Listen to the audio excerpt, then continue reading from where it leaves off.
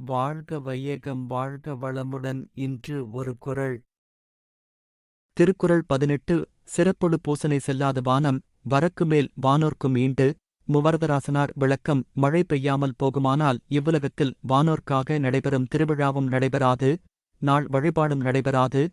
சாலமன் பாப்பையா விளக்கம். மழை பொய்த்துப் போனால் தெய்வத்திற்குத் தினமும் நடக்கும் பூசனையும் நடக்காது, ஆண்டுதோறும் கொண்டாடப்படும் திருவிழாவும் நடைபெறாது. கலைஞர் விளக்கம். வானமே பொய்த்து விடும்போது அதன் பின்னர் அந்த வானத்தில் வாழ்வதாகச் சொல்லப்படுகிறவர்களுக்கு விழாக்கள் ஏது, வழிபாடுதான் ஏது? Thirukkural 18. If heaven grow dry, with feast and offering never more, will men on earth the heavenly ones adore? Explanation. If the heaven dry up, neither yearly festivals nor daily worship will be offered in this world to the celestials. வாழ்க வையகம் வாழ்க வையகம். வாழ்க வளமுடன். Like, share, subscribe.